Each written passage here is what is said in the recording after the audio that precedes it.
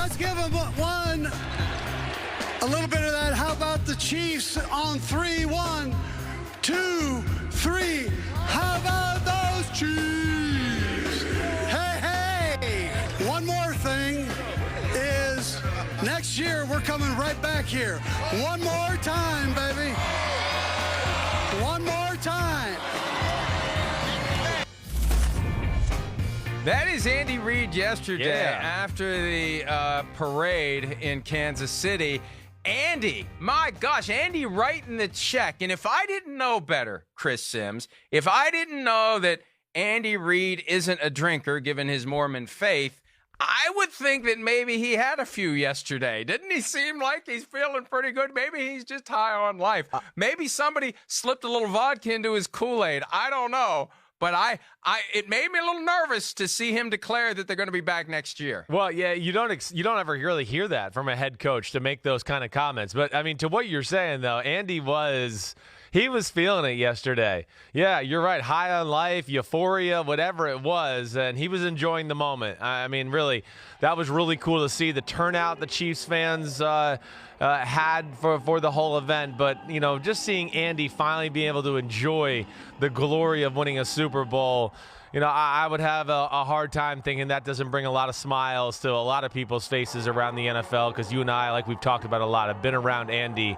and they just don't get any more nice, you know, personable, charismatic, everything about that. He really makes you feel like he knows you and cares about you. Whether he does or not, I don't know, but he makes me feel that way. And we've gotten ourselves caught up in this notion that the Chiefs are on the front end of a dynasty. But let's reflect on what happened this year. They needed the Patriots to trip over their shoelaces in Week 17 to have a bye. Yep. They had to come back from down 24-0 to the Texans. They had to come back from a 10-point deficit twice against the Titans. And they had to come back from 10 points down with 6 minutes to play in the Super Bowl. This is not the 1985 Bears level of dominance where they blew out everyone in the postseason en route to the Super Bowl 20 title.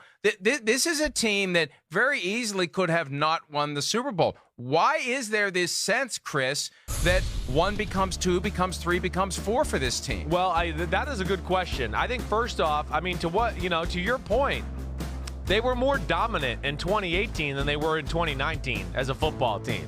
You know, of course, it didn't end the same way with losing to New England in the AFC Championship, but you know, if you go back and watch, that was unbelievable. If you go back and watch the highlights from 2 years ago, it was something special. This year, it was winning a lot of different ways and not always dominant, you know, with a whole team effort. 1 week it was the offense, 1 week it was the defense. This week it was special teams.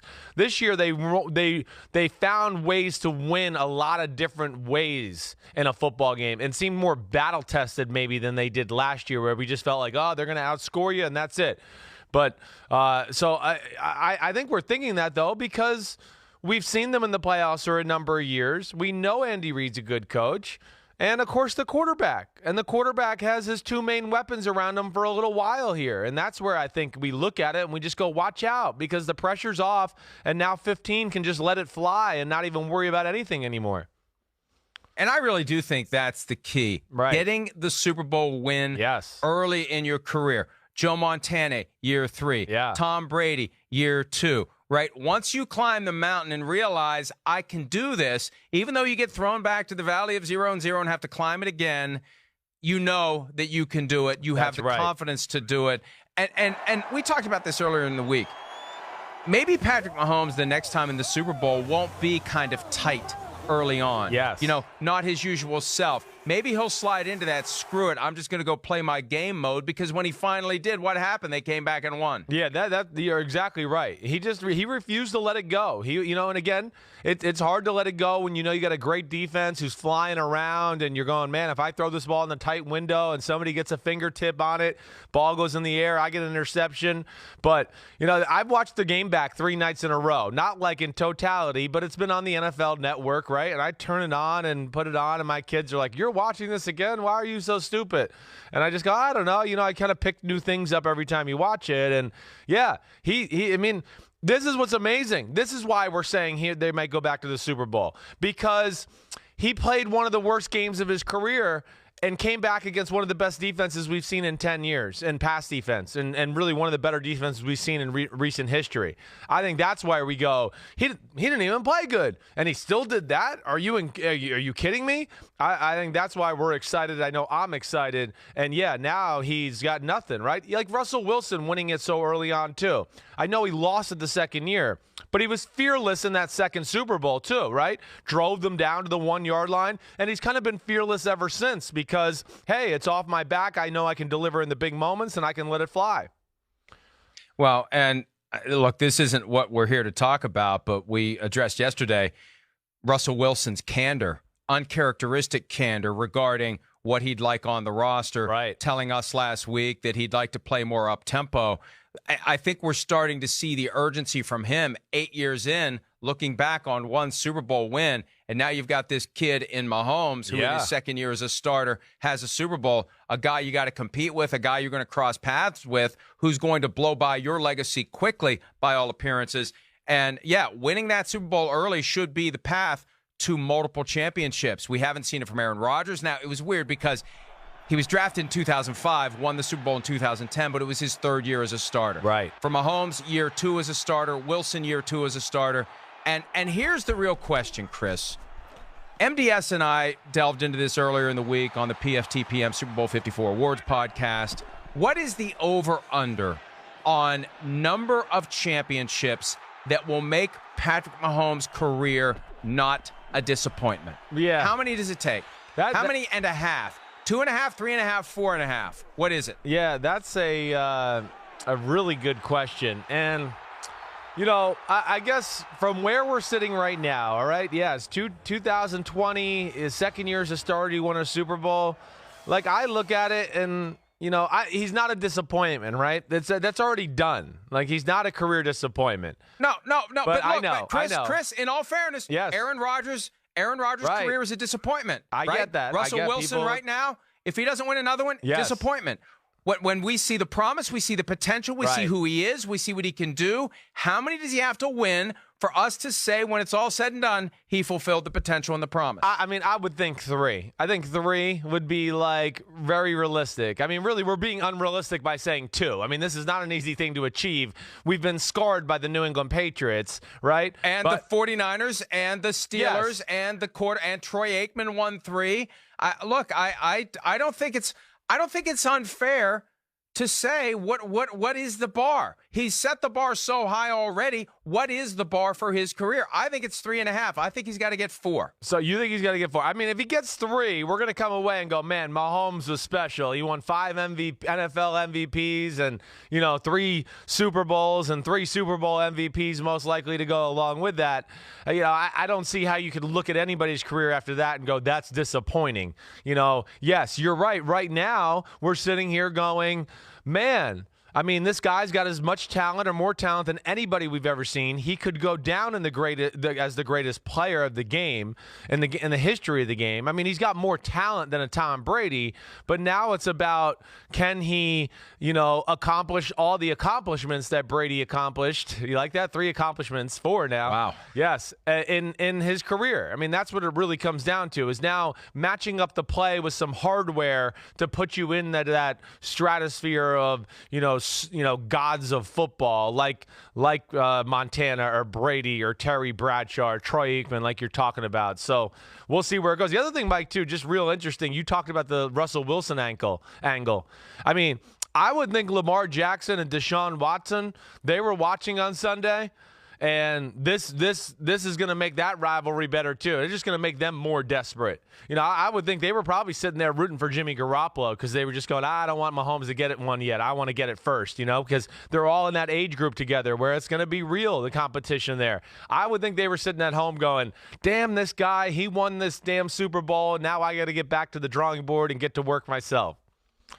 And Patrick Mahomes is going to be competing with some great quarterbacks. Yeah. Let's not forget, this is a golden age of young quarterbacks with Kyler Murray and Lamar Jackson and Russell Wilson, who's on the wrong side of 30, but still in that group. Yep. Deshaun Watson. And who knows what Joe Burrow and Tua Tagovailoa and Justin Herbert are going to become. And Sam Darnold and Josh Allen. Dak Prescott. There's a lot of competition. A lot of competition. But here's the thing. The thing. Tom Brady won 6 championships with Drew Brees, Peyton Manning, Aaron Rodgers, Brett Favre, all those guys floating around. So it is possible for someone to rise up and win all the rings. And I remember before Tom Brady passed Montana and Bradshaw to get to number 5 with Super Bowl 51, the 28-3 comeback. I remember before that, there wasn't a consensus on the greatest quarterback of all time. You could argue 4 or 5 different guys. Once Brady got to 5, and especially once he got to 6, I think it was hard. And I know you say Aaron Rodgers, but you're in the minority. Yeah. The most people say Tom Brady.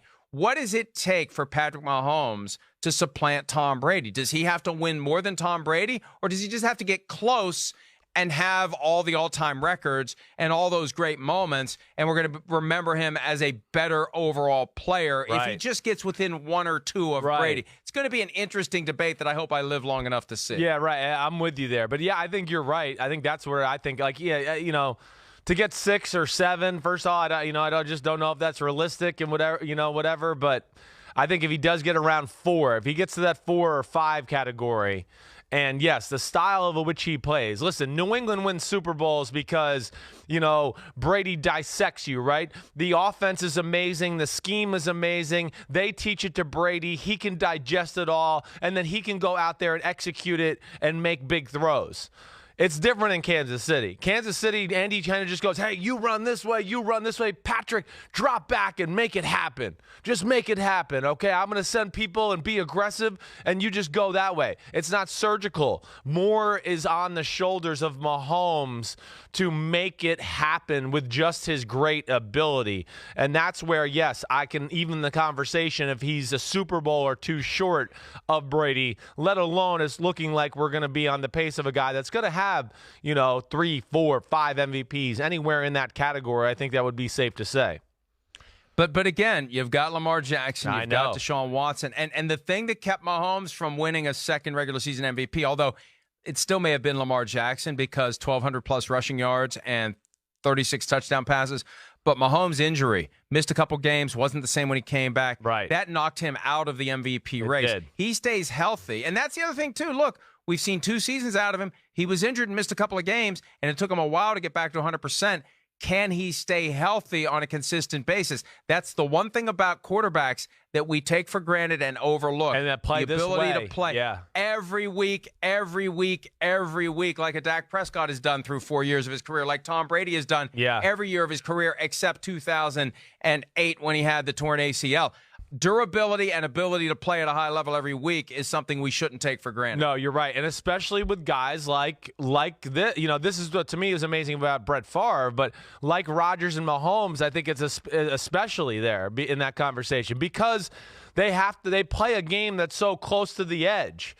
Right? I mean, it's, every play is, oh, there's a guy on my shoulder. Oh, I made a spin move. Oh, I'm throwing the ball as 3 guys are about to crush me, but I still threw a 30-yard laser down the field.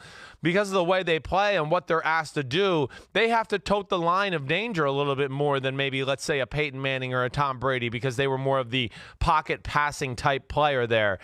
So, yes, I think that's a valid point. Because he's a freaky athlete and a freaky player, he never gives up on a play, which can, yes, put himself in danger. Hi, I'm Mike Tirico, and thanks for watching. Make sure to hit subscribe for the latest news and highlights from NBC Sports.